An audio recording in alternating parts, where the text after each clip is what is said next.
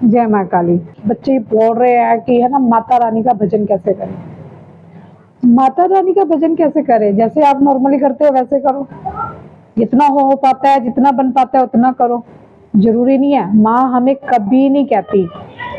आप अगर उनको माँ कहते हो, मैंने पहले भी वीडियो में अपने यही कहा हुआ है बेटा, कि आप जब उनको माँ ही मान चुके हो तो आप अपनी माँ के साथ कैसे बिहेव करते हो, वो तो आप पे डिपेंड करता है ना।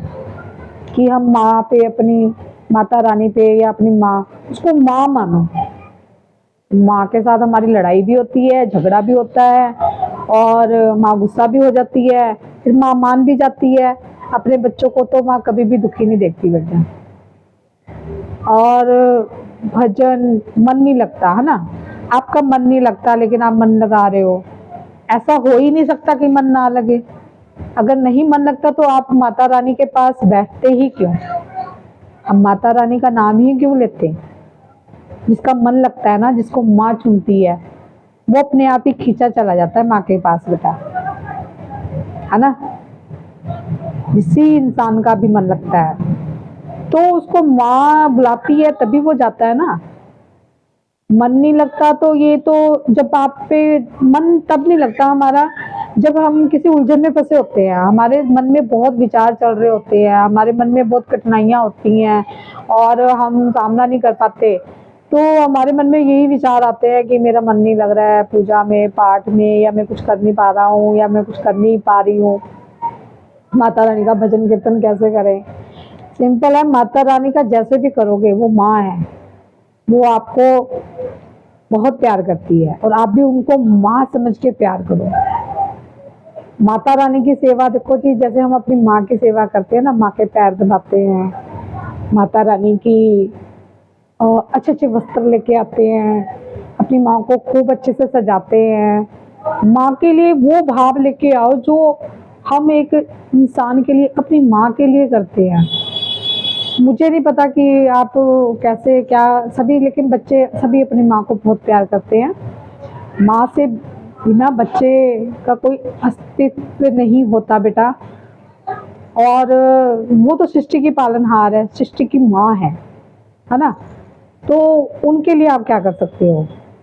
उनके लिए क्या करना है, एक श्रद्धा और एक भाव ही दिखाना है कि सच्ची श्रद्धा होगी, आपकी निष्ठा होगी, निष्भाव होंगे, तो माता रानी आपको हमेशा आपका साथ देगी, हमेशा आपकी हर मुश्किल को आसान करेगी और आपको हमेशा यही सिखाती रहेगी कि जो इंसान भक्ति करता है ना, उसके मन में ऐसे विचार होने ही नहीं चाहिए कि मेरा मन नहीं लगता। मन उस इंसान का नहीं लगता जो उनकी सेवा ही नहीं करता बेटा, और मन उस इंसान का लगता है कि जो माँ के साथ होता है। जैसे कि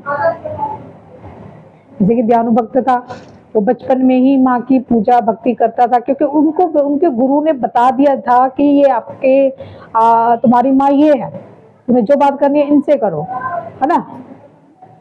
ज्वाला माता से उनकी मूर्ति थी, तो वो दयानु भक्त बचपन में ही उनकी मूर्ति पे जाके रोते थे, बोलते थे कि माँ मुझे आपकी ज़रूरत है, माँ मुझे कोई पसंद नहीं करता, माँ मुझे सब ताने मारते हैं, माँ मुझे ये, माँ आप खाना खा लो तो मैं भी नहीं खाऊंगा। तो माँ आई ना बेटा, उन्होंने माँ माँ माँ कह के बुलाया तो माँ आई। और सभी बच्चे जो भी माँ माँ कह के बुलाता है तो माँ जरूर आती है।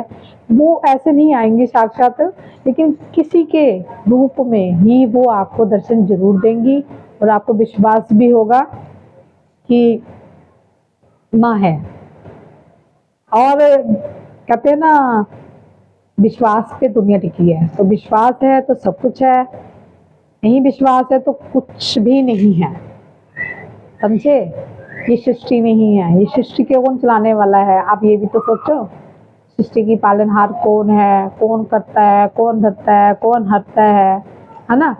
हम अपने मन से सोच लेते हैं सब कुछ। तो मेरा कहने का यही मतलब है बेटा, कि ध्यान उस इंसान का नहीं लगता जो भटका होता है, और उस इंसान का ध्यान लगता है वही बैठता है पूजा में जिसको माँ ने चुना होता है। जय माता दी, जय माँ काली।